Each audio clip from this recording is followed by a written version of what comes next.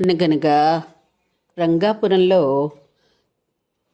రాఘవరాజు అనే పెద్ద జమీందారు ఉండేవట. అతను చాలా గొప్ప దానగుణం కలిగినవాట. ఆ ఇంట్లోనే ఒక బంగారయ్య అనే వ్యాపారి కూడా ఉండేవట. ఆ ఊళ్ళోనే అతను ఎవ్వరికీ చిల్లిగవ్వ కూడా దానం చేసేవాడు కట్ట. ఒకసారి ఆ ఊరికి పెద్ద తుఫాన్ వచ్చింట. ఊళ్ళోని పేదవాళ్ళ గుడిసెలన్నీ పాపం నేల కూలిపోయాయిట. ఎప్పుడైతే గుడిసెలన్నీ కూలిపోయో పాపం ప్రజలు ఉండడానికి ఉండదు కదా. అన్నానికి ఉండదు, పడుకోవడానికి ఉండదు, బట్టలు కట్టుకోవడానికి ఉండదు. అందుచేత ఆ ఊళ్ళోని ప్రజలందరూ చాలా బాధపడుతున్నట్ట. అంతేకాకుండా ఆ ఊర్లో పంటలన్నీ కూడా కొట్టుకుపోయాయిట.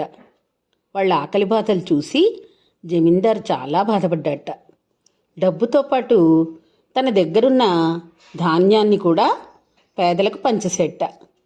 అయినా ఇంకా వాళ్ళకి ఇల్లు కట్టించి బాగు చేయాలంటే డబ్బు చాలా అవసరమైందిట. అంచేత ఆ ఊళ్ళో ఉన్న ధనవంతుల దగ్గరికి వెళ్ళి చందా వసూలు చేయాలి అనుకున్నట్ట. ఎవరిని అడిగినా సరే మా అందరికన్నా బంగారయ్య చాలా గొప్పవాడు కదా, అంచేత ముందు ఆయన అడగండి, ఆయన ఇచ్చాక మేమందరం ఇస్తాం అని చెప్పారట. అలా అత్యవసరంగా డబ్బు కావాలంటే ముందు బంగారయ్యని అడగాలి అని రాఘవరాజు నిర్ణయించుకుని బంగారయ్య దగ్గరకు వచ్చి నాకు ఒక అత్యవసరంగా 50,000 కావాలి అని అడిగేట. అయితే ఆ డబ్బుతో పాటు నేను తను దానం చేస్తున్నట్టుగా లేఖ కూడా రాసి ఇవ్వండి అన్నట్ట. అయితే మళ్ళీ నువ్వు ఇచ్చినందుకు సాయంత్రానికల్లా నీ డబ్బు నీకు తిరిగిచ్చేస్తాను అని చెప్పేట రాఘవరాజు. కానీ బంగారయ్య ఒప్పుకోలేదుట. ఎలా ఇస్తావు? పొద్దున్న ఇస్తే సాయంత్రానికి నువ్వెలా ఇచ్చేయగలవు? నేను నమ్మను, అంచేత నేను పత్రం రాసివ్వను అని చెప్పేట. అలా కాదు, నువ్వు కనుక ఇస్తే ఈ ఊళ్ళో చాలామంది డబ్బున్న వాళ్ళందరూ ముందుకొచ్చి దానం చేస్తారు.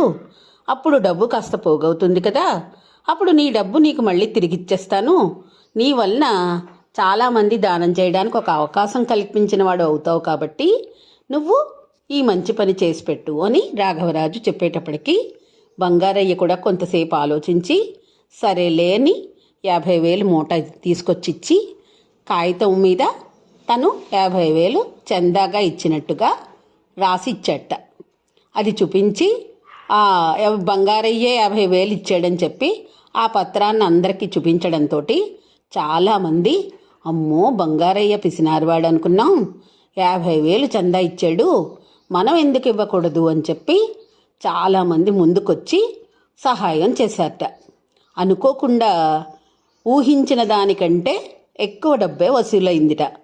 ఆ డబ్బంతా చూసి జమీందారు చాలా సంతోషించి సాయంత్రానికల్లా ఆ పత్రాన్ని 50,000 మూటని పట్టుకుని బంగారయ్య దగ్గరికి వచ్చి, బంగారయ్య నీ లేఖని ఊళ్ళో వాళ్ళంతా చూసి పెద్ద పెద్ద ధనవంతులందరూ చాలా మొత్తాన్ని ఇచ్చారు, అంచేత అనుకున్న దానికంటే కూడా చాలా మొత్తం వసూలైంది, అంచేత వరదలో నష్టపోయిన పేదల వాళ్ళందరికీ ఆ డబ్బుని అందించాను.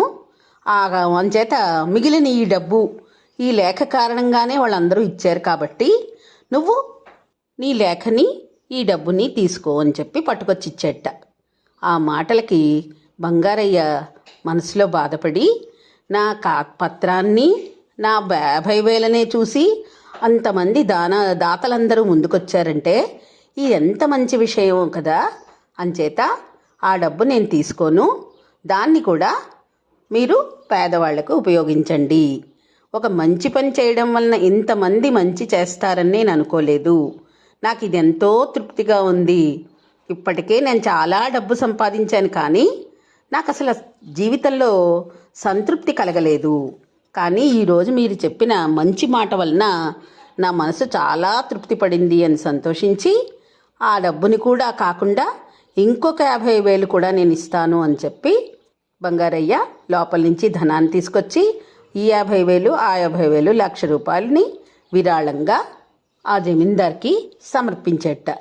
అంచేత ఇచ్చి పుచ్చుకోవడంలో ఇంత తృప్తి ఉంటుందనంటే మనం పేదవాళ్లకు సాయం చేస్తే మనసు ఇంత సంతోషపడుతుందని నాకు తెలియలేదు. అంచేత పేదల కోసం సహాయం చేయడం చాలా మంచి పని అని తెలుసుకున్నాను. నాలో ఈ మార్పు తీసుకొచ్చినందుకు మీకు నేను చాలా ధన్యవాదాలు చెప్తున్నాను అని చెప్పేట. దీన్ని బట్టి మనం ఏం గ్రహించాలో తెలుసా?